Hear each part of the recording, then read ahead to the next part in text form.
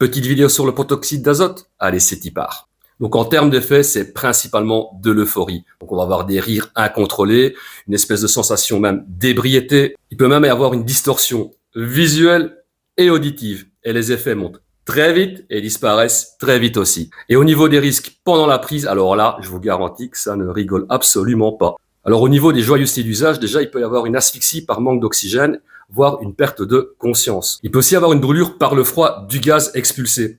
En fait, ce gaz, il est sous pression et il est très très froid. Donc quand on inhale ça, il y a moyen de bien se déchirer les voies respiratoires. Il peut aussi avoir une perte du réflexe de la toux. Et là, ça peut être très dangereux parce que si on perd ce réflexe-là, il y a moyen de s'étouffer. Il peut aussi avoir des problèmes de désorientation et de vertige avec un risque de chute.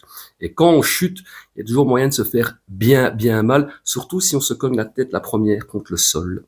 Donc ça, c'est la liste des risques quand on en consomme, au moment même de la prise. Les risques en consommant régulièrement, ils sont vachement élevés et ils font quand même vachement peur. Accrochez-vous, ça rigole pas. Alors là, on parle d'atteinte neurologique, donc ça va attaquer bien les neurones, et on parle aussi d'atteinte neuromusculaire. Alors les problèmes neuromusculaires, c'est une atteinte de l'unité motrice.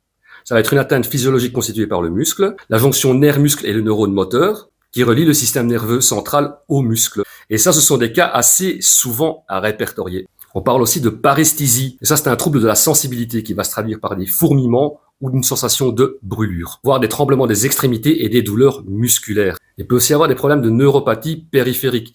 Donc là, ça va être des crampes musculaires. Et là, ça va être des maladresses ou des difficultés à savoir où se situent les mains et les pieds dans l'espace. Ça va être une perte du sens de la position des mains et du corps, donc dans l'espace. Et ça, on va le ressentir particulièrement quand on marche ou qu'on essaye de ramasser des objets, par exemple, au sol.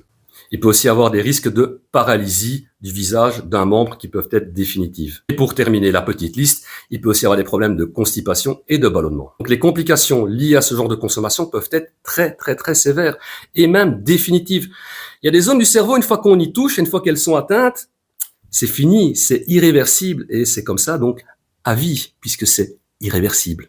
Et c'est aussi une pratique qui peut développer une sévère dépendance. Quoi qu'en disent certains, mais non, hein, si on peut devenir dépendant au protoxyde d'azote. Et j'ai une théorie par rapport au fait que ce genre de consommation peut être un pont vers la consommation d'un autre produit. Ben oui, la personne va s'habituer à avoir une certaine gestuelle de consommation, les effets qui vont très vite, qui disparaissent très vite comme je l'ai dit, et voilà. Qu'est-ce qui reproduit au mieux ça? Le crack. Donc vraiment, évitez à tout prix cette cochonnerie de protoxyde d'azote.